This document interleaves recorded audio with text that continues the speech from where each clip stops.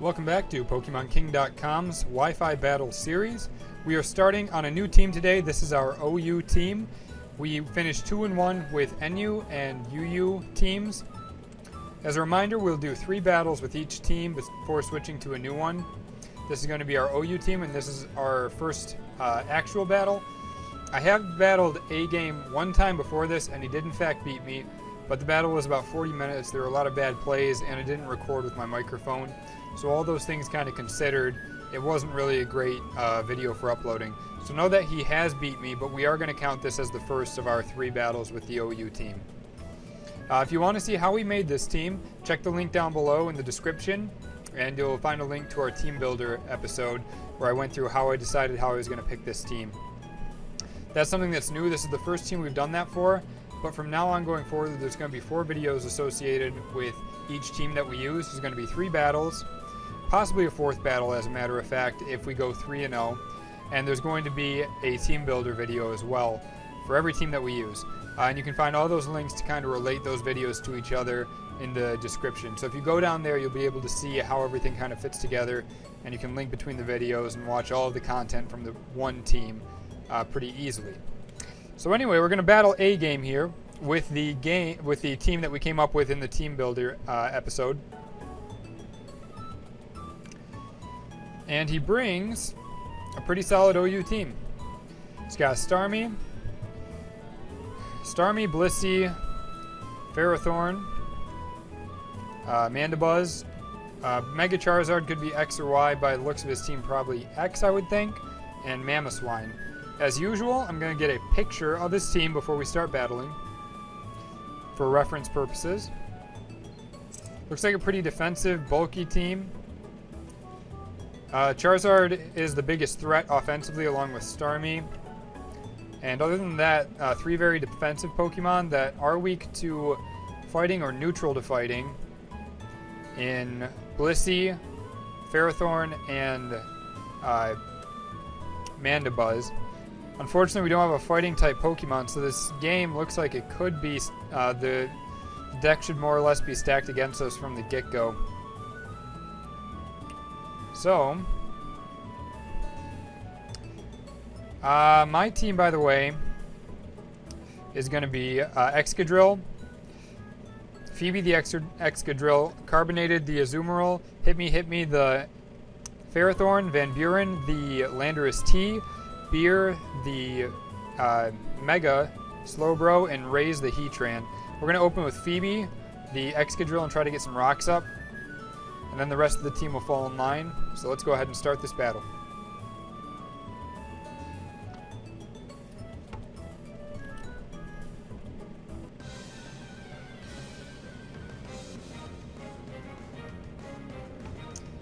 Guessing, what is he going to open up with?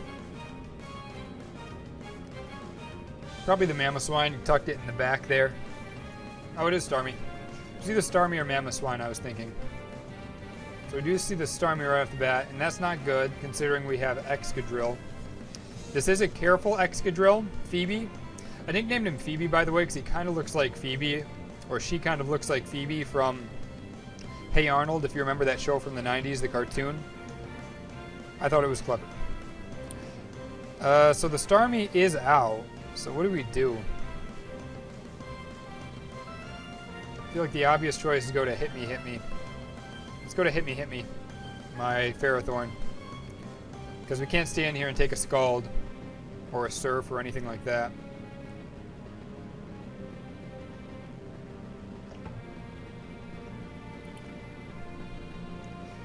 My opponent's thinking about what he wants to do. We have played once before, so he does kind of know my playstyle. So maybe he'll think things out a little bit more carefully than he did in our first battle.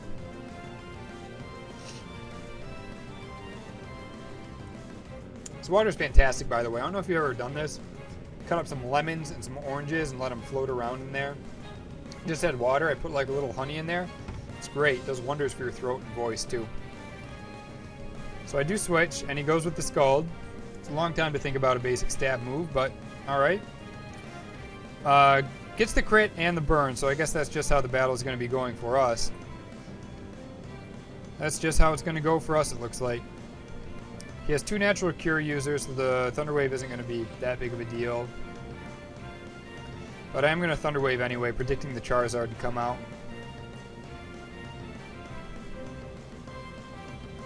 Once he gave Burn Ferrothorn, I mean, that's just... it's like a dead melon right there. There's not much you can do about that. I like Bulky Starmie. I almost put him on this team. It's a good Pokemon.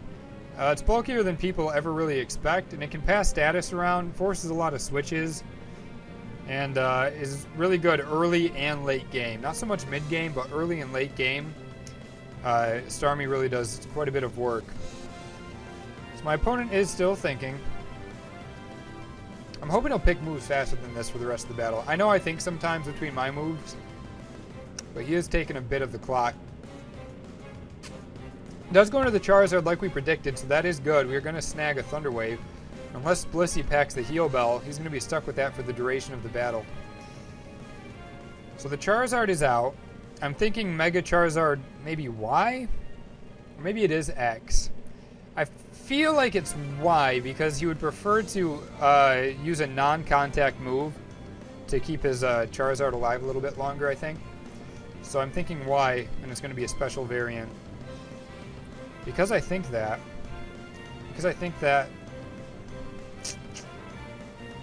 Man, what should I switch into?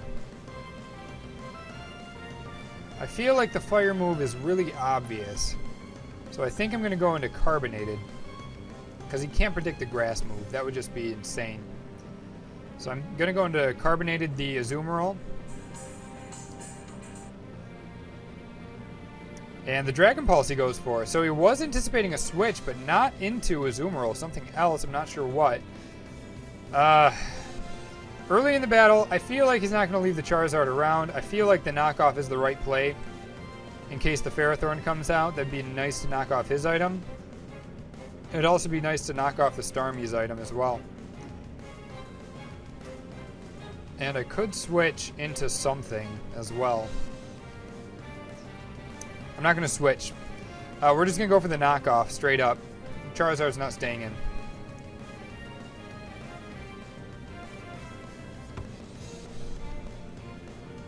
I don't think he is, at least. I hope you all can hear me okay. I know the audio wasn't great in the first few videos.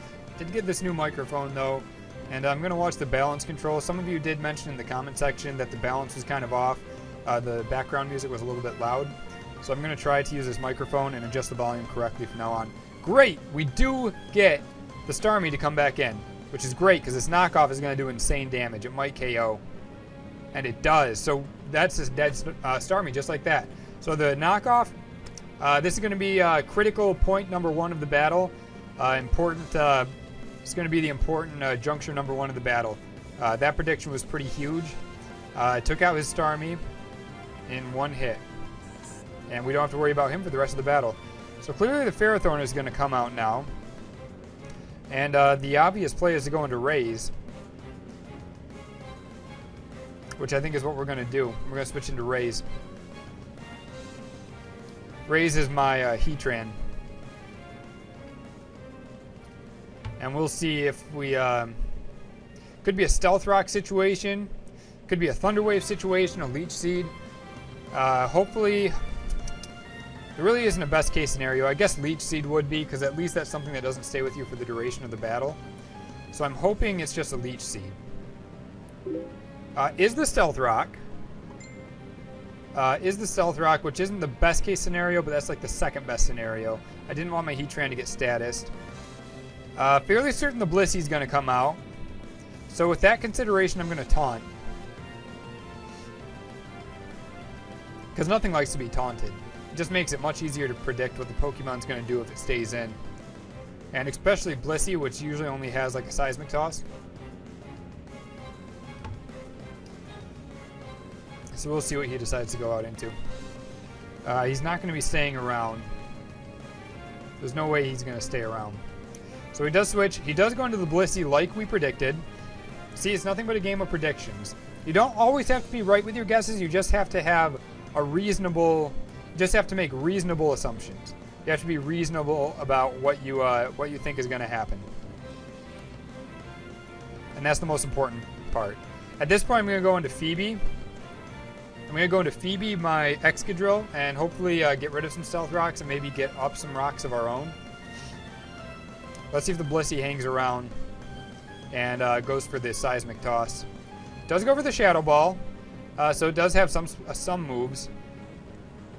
And that does not do a lot of... Okay, so he does get the special defense drop, but I don't see him staying around to take an Earthquake.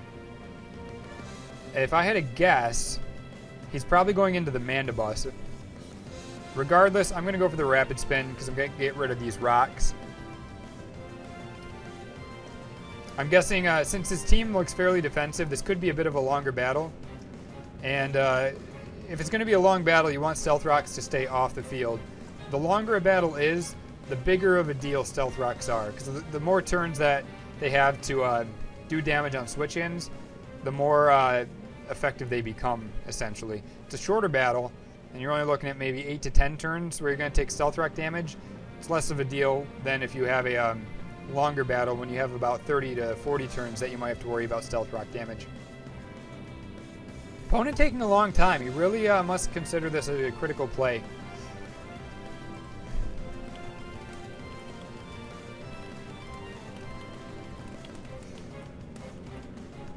And he brings out the Excadrill. Or not the Excadrill, the Ferrothorn. I have Excadrill. And we're going to take some Iron Barb damage from that. So we're in a bit of a pickle because Ferrothorn and Blissey go together very well. And they really do. So the question is, do I just start attacking this thing now, or do I keep going back into the Heatran? Because he could very well... man. I don't really have anything that can take on both of these. Each one of them walls at least one member of my team. There's nothing that can really do damage to both. So at this point, I'm just going to set up Stealth Rocks, I think. So why not? It's good to have him on my opponent's side of the field. I think he's going to be switching a lot with the defensive team. But we'll see if that comes to pass. Guessing the Leech Seed is probably coming here. Unless he wants to reset up his rocks, which is a possibility. But if that's the case, I'm just going to keep Rapid Spinning because there's no way I'm going to let him maintain those. Is going to Stealth Rock again. Is going to Stealth Rock again. I don't... Actually, I'm going to go back on... I don't think I'm going to Earthquake. I don't think I'm going to Rapid... I'm going to Earthquake just to see how much it does. Coming off a base 307 attack, it should be at least a 4-hit KO. It should be at least a 4-hit KO. Okay, so depending on what his item is, if it's the Rocky Helmet, it's a 4-hit KO. Otherwise, it might be a 3-hit KO. He might not actually... He's got to have the Leech Seed. They always have the Leech Seed. I'm going to Rapid Spin now is what I'm going to do. Because if he does have the Leech Seed... No, I'm not. I'm faster. I got to go for Earthquake. If I was slower, I would go for the Rapid Spin. Because if you use the Leech Seed, then you can get rid of the Stealth Rocks and as well as the Leech Seed. He's going to go for the Power Whip. And it takes me down to 8. I'm just going to keep Earthquaking because I really just... I have my rocks up. Actually, I'm going to Rapid Spin at this point and hope his Barbs take me out. That's what I'm going to do. I'm going to Rapid Spin and hope the Barbs take me out to get rid of his rocks and then bring in something that'll threaten to keep his hazards off the field. Because that's what we have to do at this point. Phoebe has set up rocks and has gotten rid of rocks, and that's what Phoebe does. So you can say that she has served her purpose. So we're going to go down. Odds are he went for the Power Whip again or the Gyro Ball. Does go for the Gyro Ball, which is safer because it has 100% accuracy. So what we are going to do is go into... Jeez. This is tough. All we really have is Raise for this situation. And if anything else gets stuck in the battle when Ferrothorn comes in, you know, we're just going to go out to Raise, and we're going to Taunt. Because he only packs Gyro Ball and Power Whip. He has also shown Stealth Rocks. We're just going to Taunt straight off. Because that Blissey is not going to do, like, Heal Bell or Wish or any of that nonsense.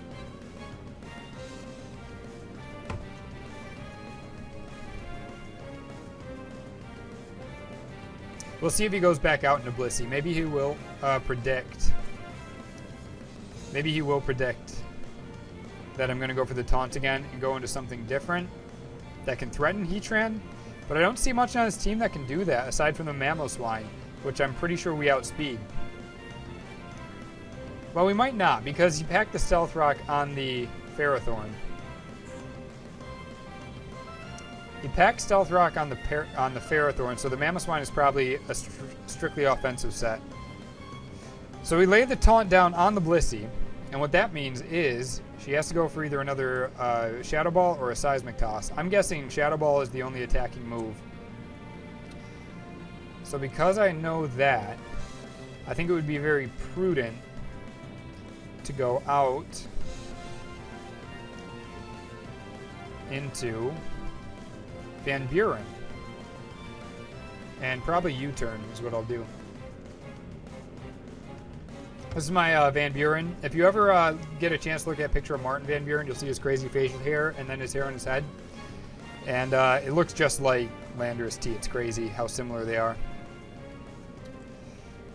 Okay, so he gets the special defense drop, which is exceptionally irritating actually, because that turns that from a 3-hit KO into a clean 2-hit KO. So what do we do now? I almost want to explode, but I have to go for the Earthquake. So I will go for the Earthquake. I could Stone Edge. I got a U-turn. I could really do anything. I could Earthquake, Explode, U-turn, or Stone Edge. But U-turn is the safest play. You know what? I'm actually going to make a play right now. I'm going to make a play, and I'm going to go for... Well, do I need him for the Blissey? I don't. I'm going to explode on something, because the Ferrothorn is not coming in, I don't think.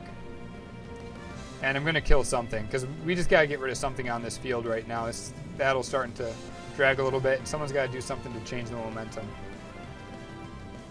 Don't go into the Ferrothorn. I know he didn't do that. Did go into the Charizard, so we're going to kill the Charizard for sure with his explosion. Are going to lose our Choice Scarfer fairly early in the match. Pointed Stones dig into the Charizard. And that's going to be a dead Charizard. Blissey is going to become a little bit more difficult to deal with at this point. But that's okay. We'll see what he goes out into now. Will he go back into the Ferrothorn? Or will he go into the Blissey? Doesn't matter either way. I feel like the best play now is to go into Carbonated. Yeah, because unless he goes out into the Ferrothorn, which if he does, I'm okay with that. We'll go back into Heatran again.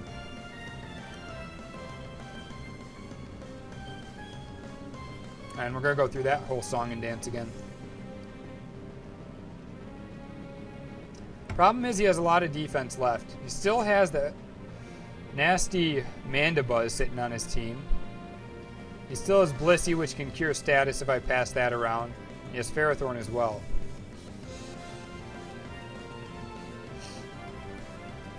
So we go out with Carbonated, and he's going to come in with Dark Sector, which is his Mandibuzz. So I'm going to attack is what I'm going to do. I have free range to go for the Waterfall, I believe. And I think that's what we're going to do. We're going to go ahead and go for the Waterfall. I think that my Azumarill is my win condition because it has the ability to one-hit KO all of his team. Your win condition, by the way, if you're not familiar with that term, is the Pokemon that is critical to you winning the battle. Fairly easy to imply based on how I used it, I know. But just in case you were curious. Does it go for the Defog, getting rid of the Stealth Rocks? At this point, not as concerned about it.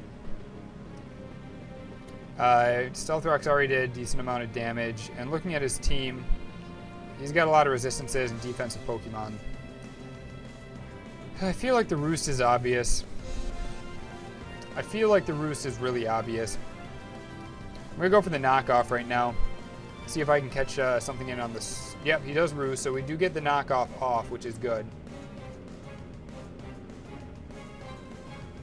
So we're going to get rid of the leftover recovery at the very least. So now his only recovery option is Roost, which really hurts his survivability. We're going to go back to Waterfall. Could be, he's not going to switch, he's going to go for the Brave Bird.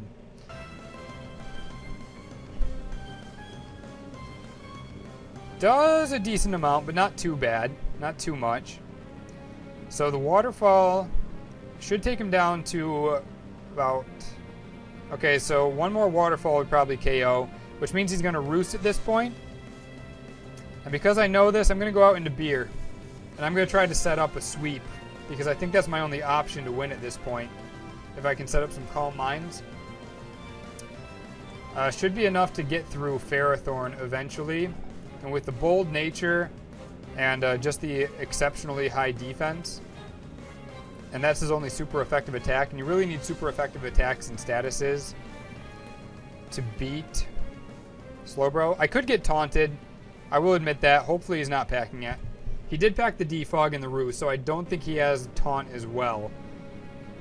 Does withdraw. Who's he going to go out into is the question. It is going to be Blissey, which I'm okay with. This is a perfect Pokemon for me to set up on because all he has is status and Shadow Ball. But the Shadow Ball is coming off of a Blissey, which has low special attack. It's not stabbed. It's not stabbed. And we have Psyshock, which means we can hit the special side of this, the lower physical defense that Blissey has. So I'm feeling fairly good about this. I think we might be able to engineer some sort of a sweep. Shadow Ball comes through. Let's see how much it does. Doesn't hardly do anything, and we are going to get another Calm Mind boost. So I think we're just going to keep Calm Minding up and see what we can do about sweeping through his team. I think that's the best option at this point. After 2 Calm Minds, I wonder if Psyshock will KO. I'm going to start attacking. I'm going to go ahead and Psyshock. Shadow Ball comes through again. Do get the special defense drop, which isn't fantastic.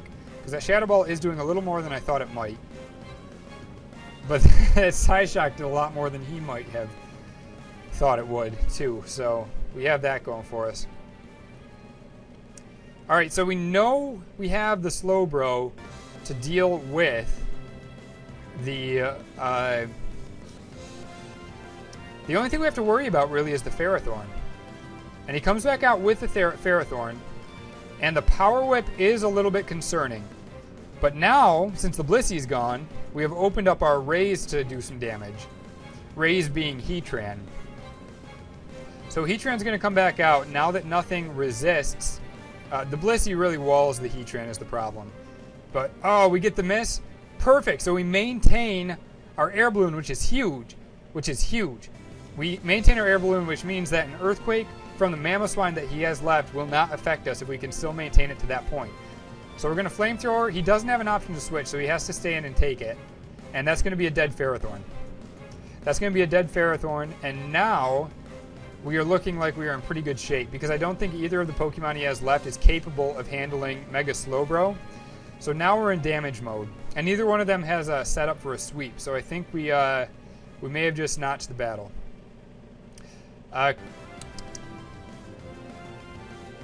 Yeah, I think it's going to be okay. So the Mamoswine does come out. And we're going to be able to Flamethrower with impunity. Even if he's faster, he can't hit us with a Ground-type move, which is his super effective stab. That Power Whip, critical moment number 2, by the way. We're going to make that our second critical moment of the game, because if that would have hit, my opponent still would have had a chance to win the game. We get the crit, takes him down to 1-hit P, goes for the Earthquake, did not realize that we have the Air Balloon still active. So that's very useful. Use the Ice Shard just to get rid of it. And now at this point, after we take out the Mamoswine, we're going to be all set to take care of his Mandibuzz as well, because there's just...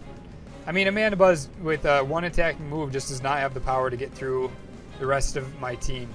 So I'm guessing in all likelihood he's going to... Well, I'm going to throw a Toxic off just in case he wants to hang around. But he might just forfeit, and I would be okay with that. It'd be understandable.